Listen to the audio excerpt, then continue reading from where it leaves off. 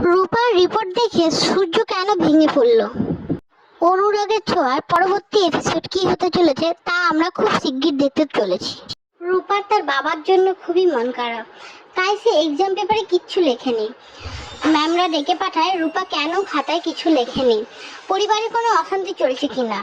দীপা এটা শুনে হতবাক হয়ে পড়ে আর সে ভাবে রূপা কেন এরকম করছে।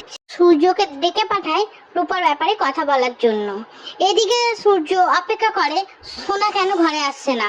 সোনা যখন বাড়িতে আসে দেখে সোনা খুব কান্নাকাটি করছে। কি হয়েছে তার কারণ কিছু বলতে চাইছে না। তার কারণ হলো পাতা মেয়ে নাকি ওর সঙ্গে ভালো করে কথা বলছে না। পাতা মেয়ের শরীর নাকি খুব খারাপ। এই শুনে সূর্য অবাক হয়ে যায় আর বলে পাতা মেয়ের কি হয়েছে। বলছে পাতা মেয়ের কি হয়েছে তা বলতে পারবো না, তবে পাতা মেয়ে একদমই কারোর সঙ্গে কথা বলছে না আর এক্সামেও কিছু লেখেনি। এই শুনে সূর্য ভাবে যে কি হলো, আমাকে একবার ওর বাড়ি গিয়ে দেখা করে আসতে হবে।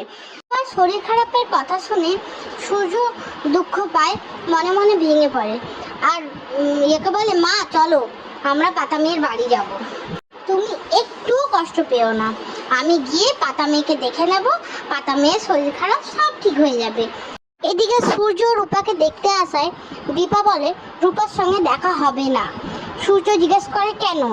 দীপা বলে ওর স্কুলে ওর বাবার পরিচয় চেয়েছে, আপনি দিতে পারবেন বাবার পরিচয়? সূর্য তখন বলে হ্যাঁ কেন দিতে পারবো না, আমি দেব বাবার পরিচয়, আমি যাব ও স্কুলের ব্যাপারে কথা বলতে। সূর্য চলে যাওয়ার পর রূপা এসে বলে মা আমাকে একটু জড়িয়ে ধরে আদর করবে, আমার ভেতরে খুব কষ্ট হচ্ছে।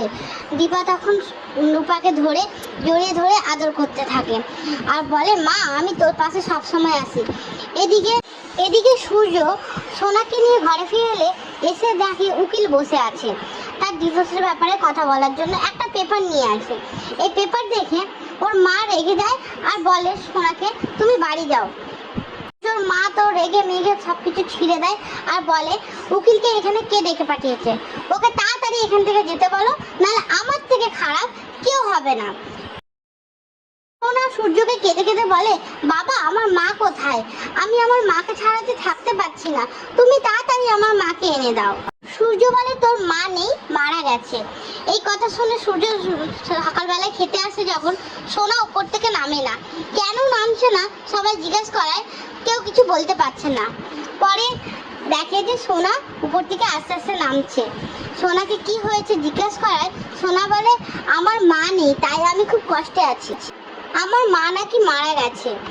এই বলে সবাই অবাক হয়ে যায় সোনার মুখে এই কথা শুনে। তো বন্ধুরা পরবর্তী এপিসোড দেখতে হলে আমার চ্যানেলটাকে একটু সাবস্ক্রাইব আর লাইক করে দিন। Thank you.